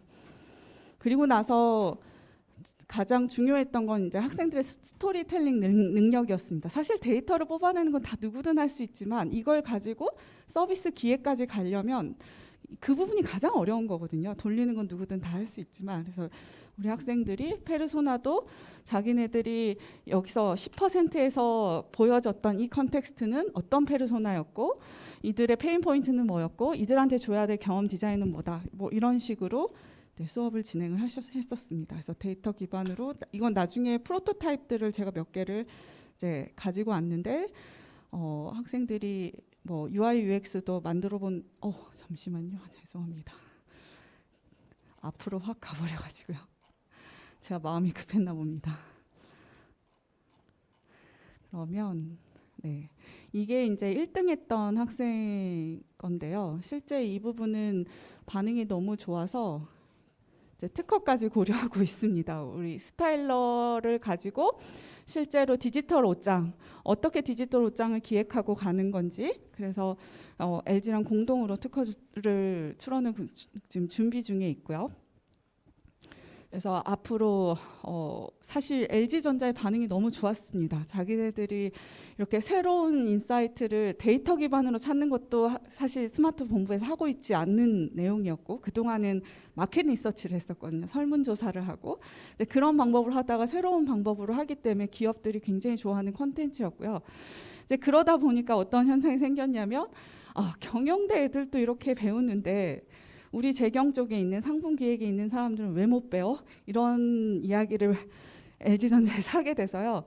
어떤 놀라운 일이 생겼냐면 LG전자에서 60명의 상품 기획팀 그룹에서 저희 한양대에 위탁 교육을 요청했습니다.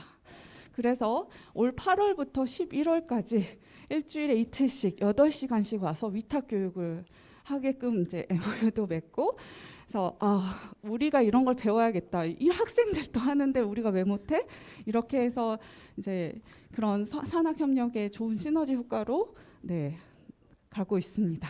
제가 뒤로 좀 넘겨서 그래서 지금 이 팀들 1등했던 팀 같은 경우에는 인턴으로 2명이 채용이 됐고요. 그다음에 3명 정식 정직원으로 채용도 지금 프로세싱 중에 있습니다. 그래서 제가 말씀드리고 싶은 건 이러한 수업이 학생들이 어떻게 느껴지는가가 굉장히 중요할 것 같은데요. 학생들은 일단은 이론은 배우는데 실제 현장에서 어떻게 활용되는지를 모르는데 이런 수업을 통해서 내가 지금까지 배웠던 게 이런 식으로 쓰여지고 있고 기업이 이렇게 반응이 좋을 수 있구나 이런 것들을 체험해서 좋다는 말들도 있었고요. 특강 이런 것도 좋다는 것도 있었고요. 그다음에 데이터를 분석하는 거는 알고 있었지만 이게 어떻게 다양한 방식으로 접근해서 스토리텔링이 더 중요하다 이런 부분들. 그다음에 무엇보다도 다양한 백그라운드 학생들끼리의 팀원들의 조합이 굉장히 좋았다는 이야기도 있었습니다. 데이터 분석을 잘하는 친구, 스토리텔링을 잘하는 친구 이런 다양한 조합을 제가 미리 그냥 짜줬었는데 이제 그런 부분도 좀 학생들한테 중요하게 다가왔던 것 같습니다. 여기까지 하도록 하겠습니다. 감사합니다. 이제 차 교수님께서 굉장히 많은 자료를 준비해 주셨는데 그걸 여러분들한테 많이 못 보여드린 것이 굉장히 좀 안타깝습니다. 하지만 또 다음에 또 기회가 있으리라고 생각이 들고요. 마지막으로는 경남대 오창규 교수님께서 나오셔서 오늘 저희들이 발표한 내용과 또 우리 오창규 교수님은 그 스마트 팩토리 분야의 융복합 전공에 대해서 경험도 가지고 계신데 간단한 저희들의 그 평가에 좀 토론을 듣고 이런 융복합 교육이 왜 이렇게 힘든지 그리고 그런 부분들을 어떻게 좀 개선해야 될 것인지 그런 부분에 대해서 우리 오 교수님의 의견을 듣겠습니다. 자, 1시간 5분 정도 해서 좀 정해. 1시간 5분? 아유 부담스럽습니다. 이 마지막에 지금 시간이 다 되고 또 6시부터 지금 식사들을 하러 가셔야 되는데 이 마지막을 이거 아주 짧게 마무리를 짓도록 하겠습니다. 일단 지금 이번 세션 테마 자체가 그 MIS 융합 교육이 어렵다라는 게 이 테마 자체고 또 그걸로 우리 문태수 회장님께서 저한테 이제 경남대학교에서 융복합 교육을 했던 사례를 갖다 한번 경험을 좀 말씀을 해달라고 부탁을 하셨는데 일단 지금 항상 그렇듯이 이제 융복합 교육이 대학의 교육에 이제 우리 속담에 잘 되면 내 탓이고 못하면 조상 탓이라는 말이 있지 않습니까? 그래서 이제 조상 탓하는 의미로서 나라 탓을 한번 하고 마무리를 짓고 싶은 게 일단 저희 학교 같은 경우에 이제 올해가 2021년도인데 3년 전에 2019년도에 교육부에서 이제 4차 산업혁명 혁신 선도대학 사업이라고 있었습니다. 그 당시 전국에서 10개 대학을 선정을 해서 이제 지원을 했는데 지금 이제 올해가 이제 3년 차에 접어들고 3년짜리 사업이거든요. 그래서 올해가 3년차 사업이고 올해 이제 끝이 나는 사업이기 때문에 그 3년의 이제 경험을 가지고서 융복합 교육을 한번 시도를 해보려고 했는데 그런 어떤 사업을 진행하면서 그런 어려움들을 발표를 하기에는 아직 사업이 안 끝났는데 그거를 뭔가 좀 다큐멘테이션 남기는 것도 좀 그렇기도 하고 그래서 그냥 구두로 그냥 간단하게 이제 말씀을 드리고 싶습니다. 일단 아까 조상 탓이란 했던 말이 무슨 말이냐면은 여기 지금 앉아 계시는 분들이 다들 앞으로 좀 학회에서든 또 대학에서는 대단한 분들이시고 또 아주 뛰어나신 분들이기 때문에 앞으로 큰 일을 하실 분들이기 때문에 앞으로 좀 나란 일을 하실 때 조금 노드에 있는 일개 교수의 어떤 그런 제안을 한번 곱씹어 주십사라고 부탁을 드리고 싶은 게 2019년도에 아까 제가 말씀드렸다시피 4차 산업혁명 혁신 선도대학 사업을 하는데 경남은 기본적으로 이제 제조업 기반이기 때문에 제조업 기반의 어떤 스마트 공장의 어떤 그런 수요라든지 혹은 사회적인 어떤 그런 것도 기반도 어느 정도 형성이 되어져 있어서 저희가 그 사업을 하면서 스마트 공장이라는 테마를 가지고서 기계공학과가 주관학과가 되고 그다음에 전자, 정보통신, 전기, 컴공, 조선 이런 식으로 이제 공대의 6개 학과 그리고 상대의 경영정보학과 해서 총 7개 학과가 이제 사업에 이제 참여를 하게 되었었습니다. 그런데 작년에 2020년도에 저희가 이제 경상남도 도지사가 이제 김경수 지사하지 않습니까? 김경수 지사가 또 현 정부하고 아주 또 잘 막역한 또 관계 있고 그래서 지역 혁신 플랫폼 사업이라고 있었어요. 2020년도에 정부 돈 국비만 300을 딱 땡겨옵니다. 김경수 지사가. 그래가지고 그게 지역혁신 플랫폼 사업을 해가지고 USG 공유대학이라는 걸 만들었어요. 그래서 USG 공유대학을 만들었는데 그게 경상대학교가 주관학교가 되고 그 다음에 이제 창원대, 그다음 경남대 이렇게 해서 이제 컨소시엄이 되어가지고 스마트 제조 엔지니어링은 창원대에서 주도적으로 이끌고 또 스마트 제조 ICT는 경남대에서 그리고 스마트 공동체는 이제 경상대학교에서 그렇게 이제 주관을 해가지고 사업을 갖다가 진행을 해왔었습니다. 거기서부터 벌써 이제 스마트 공장이 4차 산업 교육부 사업에서 뭔가 지역혁신 공유대학으로 또 뭔가 주체가 시프트 되다 보니까 학생들 입장에서는 도대체 나는 스마트 공장의 어떤 인력 또는 전문가 되기 위해서는 어디를 가야 되지? 그런 어떤 방향성이 약간 흔들린 것 동시에 올해 2021년도에 다시 또 경남의 지역혁신 플랫폼 사업이 울산을 끌어들입니다. 그래갖고 600억으로 예산이 늘어났어요. 그래서 올해는 600억짜리 사업이 되어버렸습니다. 600억을 가지고서 역시나 또 경남, 울산 지역혁신 플랫폼이라는 타이틀을 가지고 또 가니까 학생들은 또 도대체 또 어떻게 되지? 이런 느낌 들고.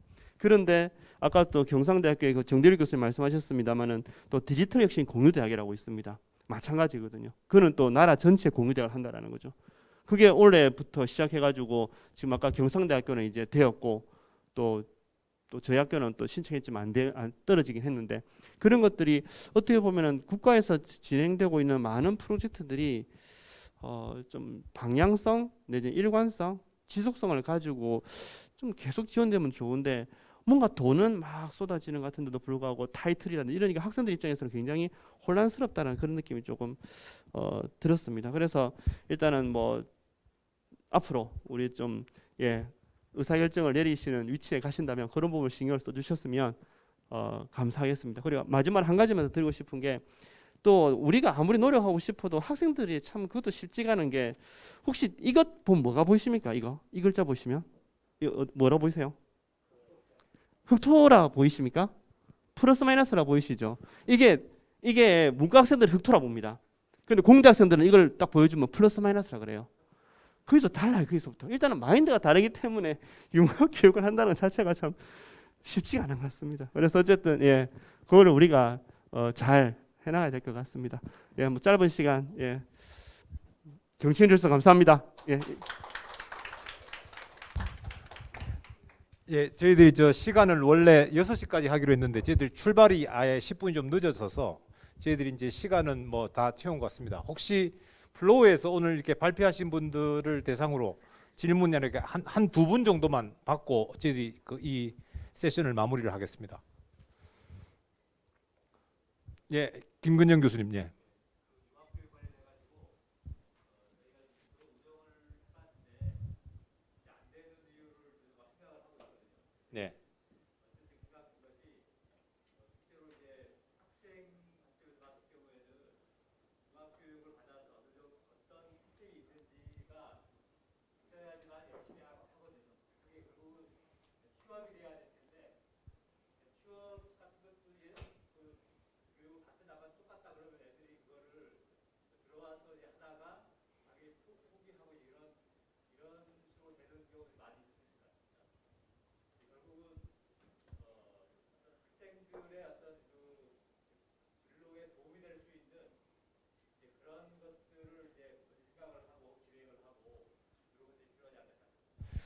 그러면 지금을 질문으로 저희가 인식을 하고요. 그럼 지금 현재 과연 대학에서 우리 경영정보학의 융합교육이 학생들에게 어떤 혜택을 주고 있고 장기적으로 어떤 학문적으로 어떤 기회와 또 사회적으로는 그 학생들이 나갔을 때 어떤 좋은 장점이 있는가, 그거를 우리 5분의 패널한테 간단하게 1분씩만 드리고 저희들이 마무리하도록 하겠습니다. 혹시 또 다른 질문 있으십니까? 플로어에서. 자, 없으시면 우리 홍승구 교수님부터 시작하겠습니다. 자, 이렇게 쭉 넘으시죠. 우리 학과가 항상 최우수 학과로 선정이 되는데요. 가장 큰 이유가 취업률이 한 70%에 육박을 합니다. 근데 한쪽으로 다 취업하는 건 아니고요. 아까 말씀드린 것처럼 한 10에서 20% 정도가 이제 실제로 IT 쪽으로 취업을 하는데 그 중에 이제 셉 ERP 쪽으로만 대다수가 취업하고 있고 나머지는 일반 기업에 많이 취업을 합니다. 그러니까 경영학과하고 유사하게 가지만 어떤 IT를 좀 더 살려가지고 취업을 하고 있기 때문에 하여튼 우리 과가 생각하는 것은 억지로 뭘 그 프로그램을 시켜가지고 진출하는 것보다는 학생들한테 선택권을 줘서 다양한 길로 이렇게 내보내는 것이 필요하지 않을까 하는 생각이 듭니다. 예. 예, 저도 그 홍승구 교수님하고 거의 뭐 비슷한 생각입니다. 그래서 실제로 이제 사실은 우리 경영정보학이라는 게 워낙 뭐 광범위하고 학생들이 어디로 가야 될지를 사실은 판단하기가 어렵습니다. 그래서 아까 그 홍승구 교수님이 그 딱 트리를 딱 만들어 주셔가지고 저게 보니까 학생들이 한눈에 좀 볼 수 있고 내가 어디로 가는가를 좀 이렇게 알 수 있게 해주는 것 같습니다. 그래서 실제로 이제 특히 이제 그 우리 학과 학생들 같은 경우는 이제 융합전공도 의외로 많이 아까 복수전공을 또 그 정보학과 학생들이 많이 또 하더라고 보니까 아까 제가 그 말씀드린 그 공공기업의 어떤 타겟을 둔 뭐 그런 거라든지 아니면은 은행이나 이런 쪽의 학생들이 이제 선호하니까 거기에 맞는 어떤 커리큘럼을 이 특정 산업이나 특정 어떤 그 한 기업은 아니지만 어떤 특정한 그룹에 맞는 거를 교과 과정을 개발해야 되지 않을까 싶습니다. 그래서 아까 그 공공산업 경영 그쪽도 저희 학과 학생들이 거의 뭐 매년 40명 중에서 저희 이제 경상대학교 6개, 7개 학과가 참여하거든요. 그 중에 한 반이 저희 학과가 물론 우리 학과가 주관하는 것도 있지만은 반이 이제 거의 한 1년에 한 10명에서 15명 정도 융합전공을 하고 있거든요. 그래서 아마 그게 조금 물론 조교의 어떤 영향도 있지만은 좀 타겟을 좀 더 명확하게 하고 더 중요한 거는 홍보를 많이 하는 게 더 중요한 것 같습니다. 이제 홍보를 잘 하는 게 결국은 학생들에게 일단 한번 이렇게 발을 들이놓으면은 빼기 힘드니까 일단 융합전공이든 뭐든 일단 복수전공이든 트랙을 한번 시작하건 뭐든지 하게 되면 일단 학생들이 발을 못 빼니까 일단 1학년 때 좀 홍보를 잘 해가지고 일단 그 어떤 트랙이나 융합전공에 집어넣는 게 상당히 중요한 것 같습니다. 예. 경희대 김철문 교수님한테. 네, 전 짧게 말씀드리겠습니다. 제가 이 프로그램을 짜 보니까 교수들이 할 수 있는 게 있고 할 수 없는 게 있습니다. 그러니까 교수들이 못하는 걸 하려고 하면 절대 안 될 것 같아요. 그러니까 못하는 건 과감하게 아웃소싱을 주고 비교과로 돌려서 실제로 교육을 시키는 게 바람직하지. 교수님들이 쭉 나서는 게 별로 그렇게 많이 디자인을 할 수 있는데 실제로 오퍼레이션은 좀 실제 실무를 투입시키는 게 좋지 않을까라고 생각이 듭니다. 예. 네. 저도 비슷한 이야기인데요. 저희 한양대도 비즈니스 인포메틱스 학과라 해서 융복합 학과를 만들었는데 사실 인기가 굉장히 좋습니다. 신입생들도 굉장히 많이 들어오고요. 그런데 저희가 결정적으로 공대랑 같이 만들었어요. 그래서 저희 경영대가 MIC 전공 교수님들이 거의 다 운영을 하고 있는데 이제 말씀하신 대로 우리 MIS 교수님들이 다 그 모든 걸 다 가르치려고 하는 것이 아니라 실질적으로 전문가들 그다음 외부 교수님들을 좀 많이 모시고 했던 것들이 학생들의 반응이 좀 좋았던 부분인 것 같고요. 근데 또 의외로 공대 교수님들이 와서 강의하시는 것들은 또 의외로 또 반응이 안 좋아요. 왜냐하면 굉장히 어렵게 가르치시는 것 같아요. 그래서 이게 좀 전문가를 불러가지고 딥러닝을 가르치는데 이렇게 아예 이해를 못하는구나. 이제 그런 괴리감을 좀 많이 느끼고 있습니다. 그래서 네, 잘 가르치는 것들도 우리가 다 우리 교수님들을 선에서 다 해결하는 것보다 전문가를 모시는 게 중요한 부분인 것 같습니다. 또 마무리로 예. 우리가 왜 말을 물가에 데리고 가는 거는 쉽지만 그 말을 물을 먹이는 건 어렵다고 하지 않습니까? 근데 교육도 비슷한 것 같습니다. 그렇지만 우리는 말을 물가에 내려가기 위한 방법과 물을 먹게 만드는 방법 그 두 가지를 따로 놓고 고민을 한다면 좋지 않을까 그런 생각이 듭니다. 네, 감사합니다. 오늘 저희들 예정된 시간보다 한 10분 정도 흘렀는데요. 예, 이렇게 마지막까지 참여해 주셔서 감사합니다. 오늘 저희들 패널 기획 MIS의 융복합 교육에 대해서 패널 세션을 마치도록 하겠습니다. 감사합니다.